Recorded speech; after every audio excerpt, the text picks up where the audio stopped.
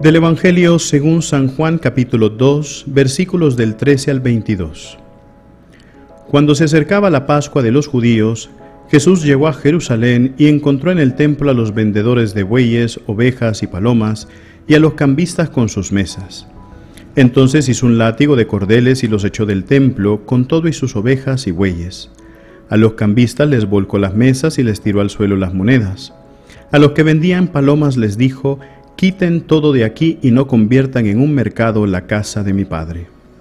En ese momento sus discípulos se acordaron de lo que estaba escrito: «El celo de tu casa me devora». Después intervinieron los judíos para preguntarle: «¿Qué señal nos das de que tienes autoridad para actuar así?». Jesús les respondió: «Destruyan este templo y en 3 días lo reconstruiré». Replicaron los judíos: 46 años se ha llevado la construcción del templo, ¿y tú lo vas a levantar en 3 días? Pero él hablaba del templo de su cuerpo. Por eso, cuando resucitó Jesús de entre los muertos, se acordaron sus discípulos de que había dicho aquello y creyeron en la Escritura y en las palabras que Jesús había dicho. Palabra del Señor.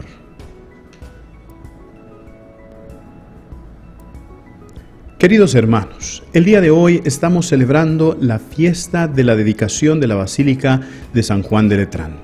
En el año litúrgico hay 4 dedicaciones de las basílicas mayores de Roma: San Juan de Letrán, San Pedro en la Colina Vaticana, Santa María la Mayor y San Pablo Extramuros. ¿Y por qué es tan importante celebrar estas basílicas? Porque cada una tiene una especial importancia en la historia de la Iglesia.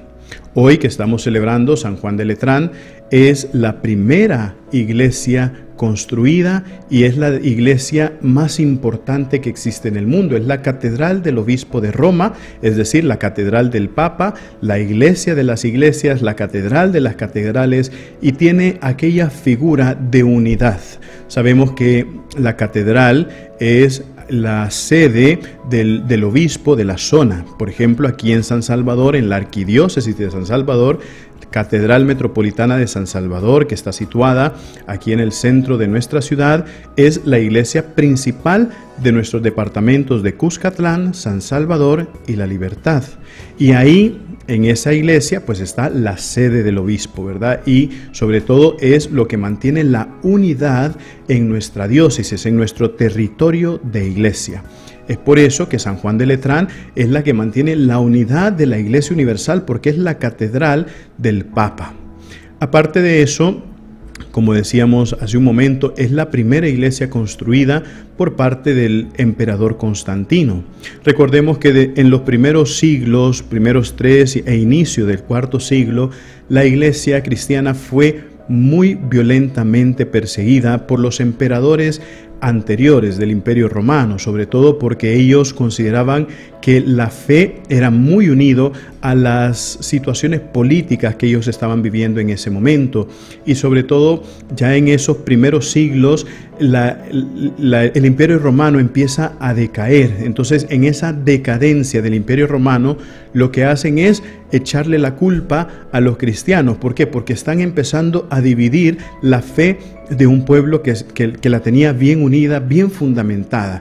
Y entonces, cuando empiezan a separar a muchos de la fe romana y la creencia en los dioses romanos por el Dios cristiano, por Jesucristo, es donde inicia toda aquella persecución violenta que lleva a que la iglesia en los primeros siglos produzca una cantidad barbárica de mártires. Sin embargo, ya con el emperador Constantino, y sobre todo en una de las grandes batallas que él tuvo que vivir, se recuerda que en el cielo apareció una señal de la cruz, y sobre todo pues en sueños se le apareció a Constantino la frase in hoc signo vincis, que significa con este signo vencerás. Y justamente así fue, mandó a hacer la cruz, logró vencer, y desde ese momento el emperador Constantino y junto con él todo el Imperio Romano se convierten al cristianismo, y la primera iglesia que el emperador Constantino manda a construir es la iglesia basílica de San Juan de Letrán, que después se convierte en aquella sede del Papa. Queridos hermanos, conocer la historia de la Iglesia es muy importante porque ahí vamos viendo también la acción de Dios en medio del mundo que lleva a que la historia también cambie de dirección, cambie de curso y afecte a toda la humanidad. Recuerden, mis queridísimos hermanos, nosotros somos lo máximo para Cristo. Así sea.